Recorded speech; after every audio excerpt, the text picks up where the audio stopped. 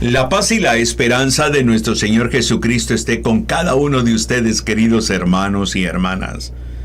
¿Usted se ha hecho la pregunta de cómo gestionar los desacuerdos en casa? ¿Cómo buscar y propiciar la reconciliación en el hogar? ¿Cómo clarificar las situaciones o los malos entendidos a nivel de familia? ¿Cómo buscar mejorar las situaciones en casa? De eso voy a hablar hoy. ¿Cómo gestionar los conflictos familiares de manera positiva? Porque hay familias que los gestionan de manera negativa, con gritos, pleitos, agresiones físicas, insultos que corren al hijo, a la hija de casa, que se va papá, se va mamá, que se va a la casa de la mamá, del papá. Bueno, ¿cómo gestionar los conflictos familiares positivamente? Positivamente. Para ello, vayamos primero al concepto de gestionar. La palabra gestionar significa una acción de emprender algo o llevar a cabo una diligencia, una acción, una obra para lograr un objetivo. O sea, si lo aplicamos el término gestionar en relación a los conflictos familiares, superarlos, significa llevar a cabo acciones positivas que promuevan reconciliación, restauración en el matrimonio. Somos gestores. Miren, papá, mamá, esposo y esposa, siempre vamos a tener la misión de gestionar, siempre, mediadores, ser propositivos, proponer acciones de una u otra manera para que la vida familiar se vaya consolidando. Es inevitable que en las familias, que en los matrimonios surjan conflictos, pues todos tenemos diferentes formas de pensar, diferentes formas de ver la vida. También estamos en diferentes etapas de la vida. Todo esto nos va a generar cierto nivel de conflicto. Cualquier conducta, cualquier decisión, cualquier actitud, cualquier palabra, concepto, criterio puede promover cierta situación de conflictividad en el hogar. Eso es lógico, eso es razonable. Eso lo podemos notar en nuestro rol de padres y madres cuando dábamos una orden a los hijos que estaban en infancia, obedecían, pero ya esa orden, cuando los hijos están en adolescencia, más bien es cuestionada. Entonces, ¿cómo gestionar toda esta realidad? Mire, la Biblia nos presenta a una familia que vivió un momento bastante duro, bastante complicado, pero que es un modelo grande de cómo se gestionan las adversidades, las dificultades familiares. Me refiero a San José y la Virgen María. ¿Cuándo? Cuando Jesús se queda en el templo. Es que cuando estaba preparando este tema, se me vino en primer lugar esa imagen. Pregunto, ¿usted cree que a María y a San José les generó un conflicto el hecho de que Jesús no estuviera? Por supuesto que sí. Por supuesto que sí. Era un niño de apenas 12 años que por 3 días se había ausentado. No sabían dónde estaba. Le fueron a buscar. ¿Y cómo gestionar esa situación? Vamos a la Biblia, San Lucas, capítulo 2, versículos del 41 al 51. Sus padres iban todos los años a Jerusalén a la fiesta de la Pascua. Cuando tuvo 12 años, subieron ellos como de costumbre a la fiesta. Y al verse, pasados los días, el niño Jesús se quedó en Jerusalén sin saberlo sus padres. Pero creyendo que estaría en la caravana, hicieron un día de camino. Y le buscaban entre los parientes y conocidos. Pero al no encontrarle, se volvieron a Jerusalén en su busca. Y sucedió que al cabo de 3 días, le encontraron en el templo sentado en medio de los maestros, escuchándoles y preguntándoles. Todos los que lo oían estaban estupefactos por su inteligencia y sus respuestas. Cuando le vieron, quedaron sorprendidos y su madre le dijo, «Hijo, ¿por qué nos has hecho esto?» Mira, tu padre y yo, angustiados, te andábamos buscando. Él les dijo, ¿y por qué me buscaban? ¿No saben que yo debía estar en la casa de mi padre? Pero ellos no comprendieron la respuesta que les dio. Bajó con ellos y vino a Nazaret y vivió sujeto a ellos. Su madre conservaba todas estas cosas en su corazón. Jesús crecía en sabiduría, en estatura y ante Dios y ante los hombres. Es hermoso el texto. Imagínense qué desesperación de María, de San José. Jesús no está. Viajaban en caravanas, 3 días buscando a Jesús. Angustia, tristeza. Era un conflicto. ¿Dónde está Jesús? ¿Dónde está? Busquémoslo. Y todo lo encuentran en el templo. De lógica que la pregunta que hace la Virgen María, no San José, hijo, ¿por qué nos has hecho esto? Esa pregunta la deberíamos de meditar, no muy continuamente, especialmente cuando surgen esos conflictos. ¿Por qué estamos así? ¿Por qué este hijo está actuando de esta manera? ¿Por qué mi esposo? ¿Por qué yo estoy actuando de esta forma? Siempre insisto en esto, queridos amigos y amigas, no hay ninguna familia perfecta. Los conflictos están presentes en la historia de toda vida familiar, de todo matrimonio. Varían en intensidad y en duración. Los conflictos son parte de la vida. Algunos son más intensos que otros, otros duran más que otros. Eso así es. Los conflictos tienen el potencial tan grande de construir, de renovar la vida familiar desde un proceso de aprendizaje o de destruirla. ¿Cómo comienza a destruirse una familia? La desvinculación, la ruptura conyugal, separación, divorcio, ruptura. Todo el mundo queda herido, todo el mundo queda afectado. Voy a mencionar algunos aspectos que promueven conflicto a nivel familiar. Por ejemplo, cuando ya nos adentramos al rol de padres y hablamos de la educación de los hijos, de cómo corregir a los hijos, cómo orientar a los hijos. Entonces empieza como una lucha de poder entre papá y mamá, ¿no? Que yo digo que aquí, no, que a mí me educaron de esta manera, que como yo estudié en tal colegio, ahí voy a matricular a mi hija, a mi hijo, o sea, y empieza a generarse unas situaciones de conflicto de que yo quiero que estén en una escuela bilingüe, pero mira que nuestra capacidad económica, pero yo voy a hacer el esfuerzo, pero yo quiero lo mejor. Entonces desde ahí comienzan los conflictos. En muchos casos comienzan los conflictos desde el nacimiento. ¿Sabe cómo? Desde el embarazo. Porque uno de los dos no quería ese momento de embarazo. Ahí se generó un conflicto. No, que es tu culpa. Que empezamos a culpabilizar el uno al otro. Empieza la crisis. Por escoger el nombre, escogerlo tú de todos modos. No, que lo tenemos que hacer los dos, que se llame fulano, fulana, sutano, sutana, no, que no me gusta ese nombre, que ponerle el nombre de mi mamá con el nombre de tu mamá, que no, que el nombre de tu mamá no, porque es muy grosera, o sea, empiezan muchas situaciones así. Otro aspecto que promueve conflicto a nivel familiar es la falta de colaboración en casa.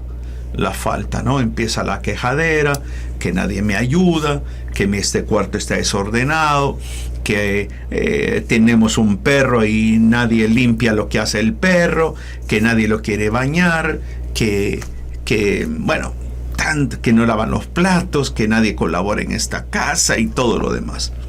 Eso también genera conflicto. El manejo de las finanzas.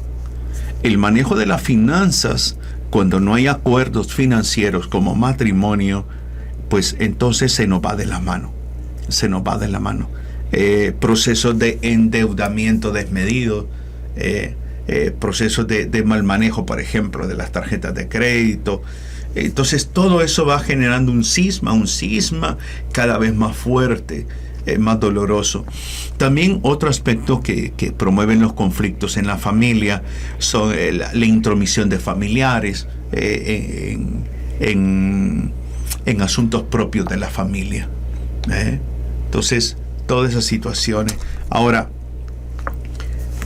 la resolución de conflictos familiares, cuando nos encaramos en cómo gestionar estos conflictos familiares, estas situaciones que nos han conflictuado, nos han puesto como opuestos, donde no logramos acuerdos, ¿qué requiere? Bueno, voy a mencionar algunos elementos que requiere. Número uno, apertura dialogal. Apertura dialogal, o sea, me voy a abrir.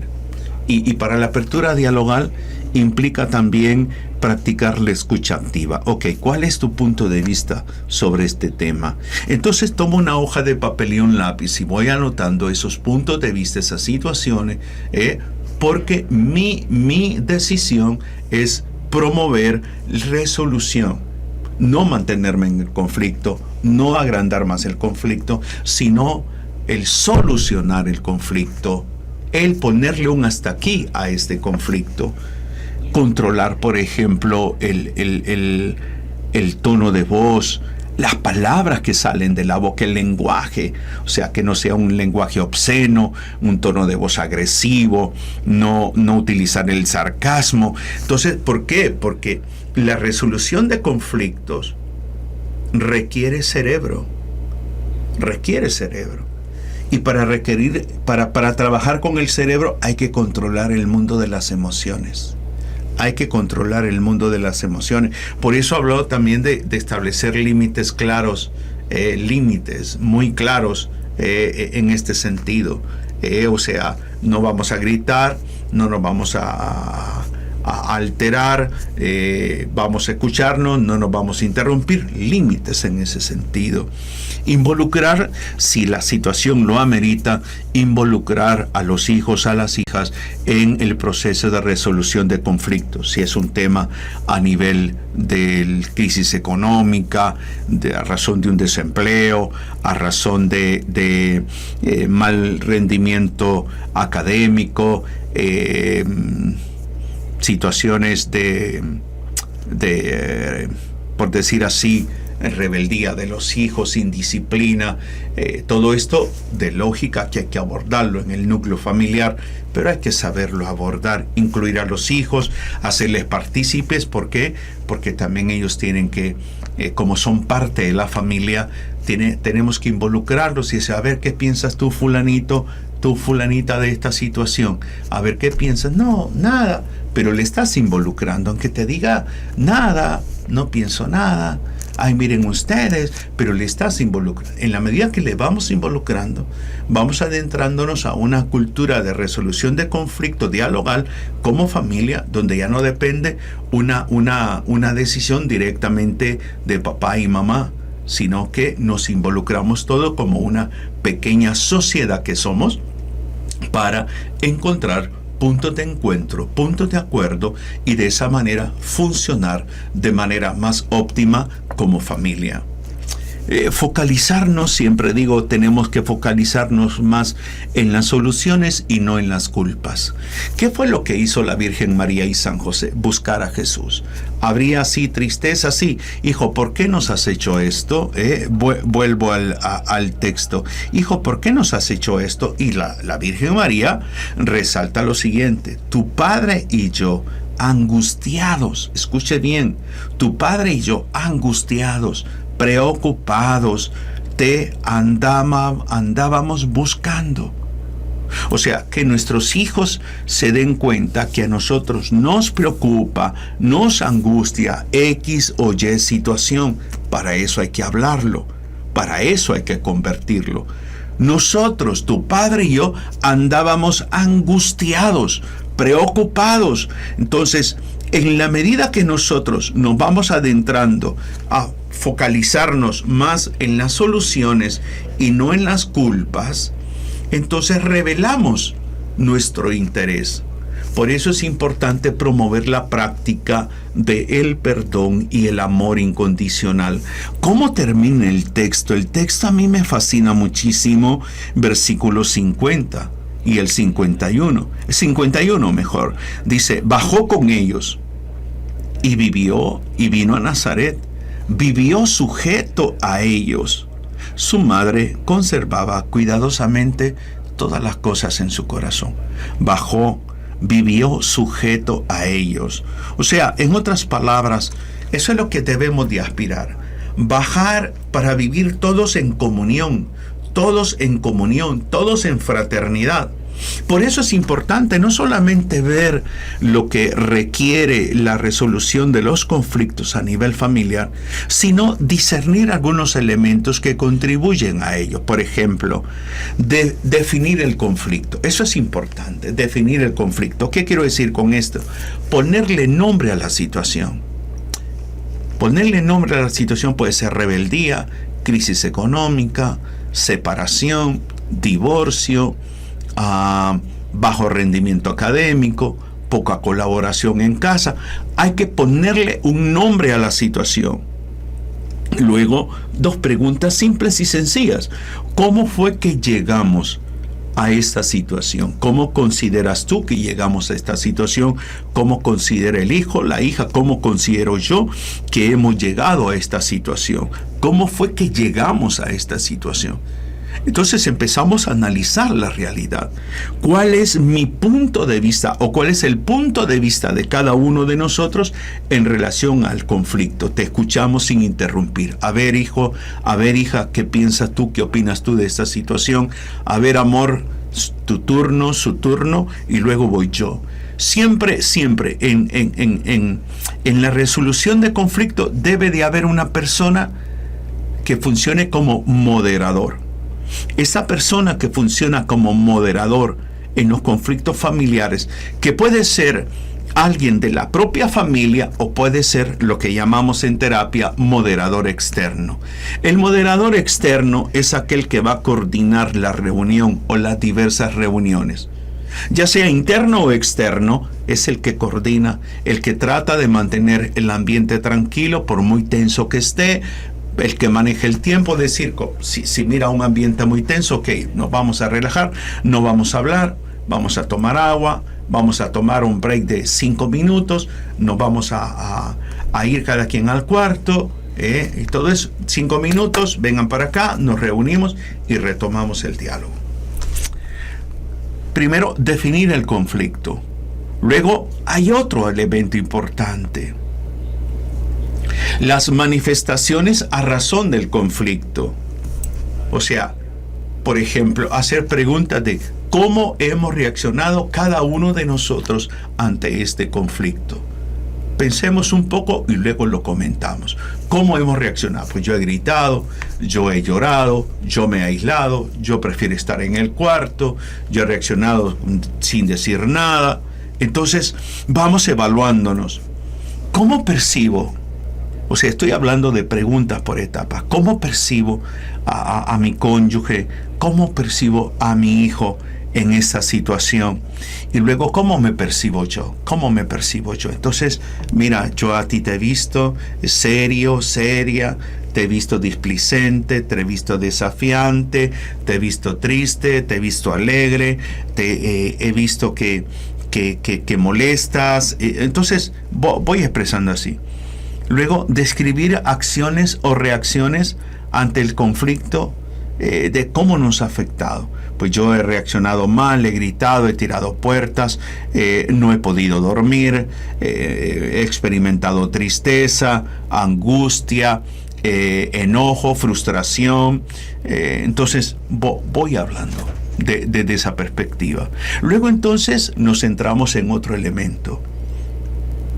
Mi postura ante el conflicto, la postura de cada uno de nosotros.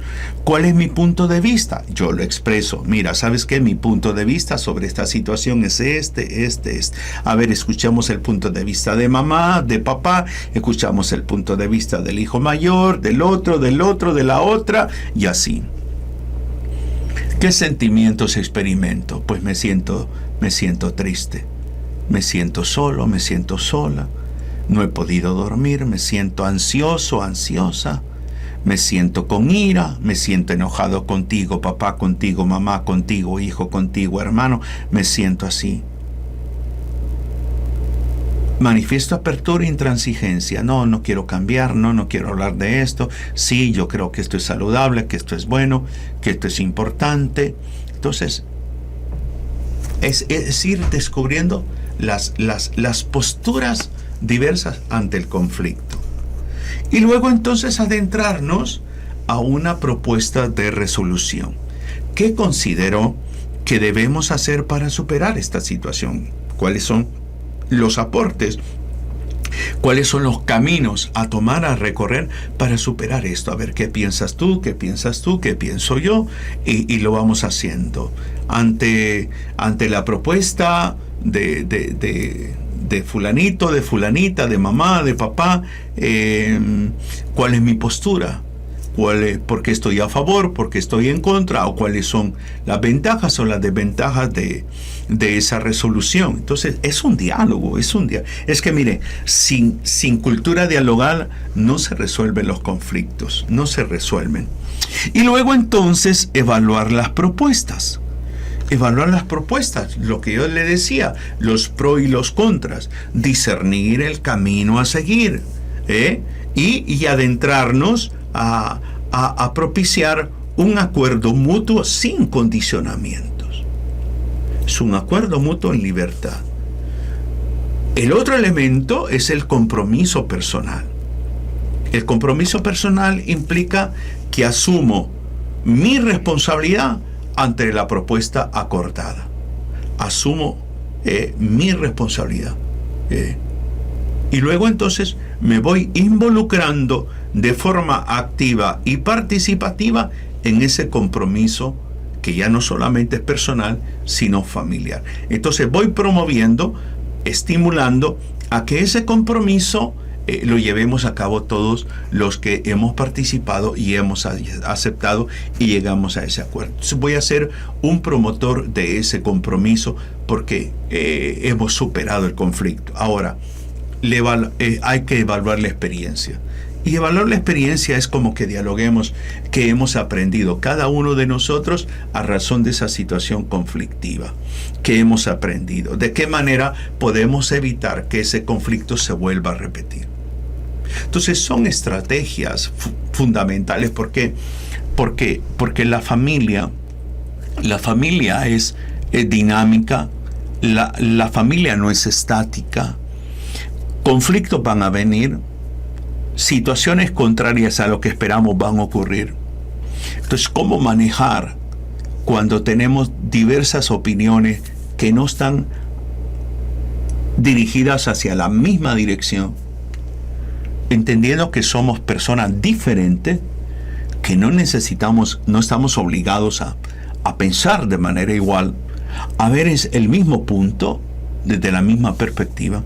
Entonces, tener la capacidad de una madurez emocional, de comprender que cada miembro de la familia es capaz de pensar, es capaz de discernir, es capaz de evaluar, es capaz de manifestar su punto de vista.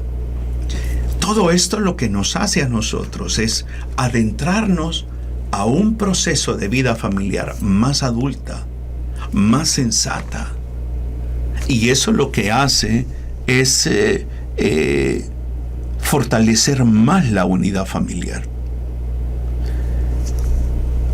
Propiciar todo este sentido de gestionar los conflictos, las diferencias, por decir así.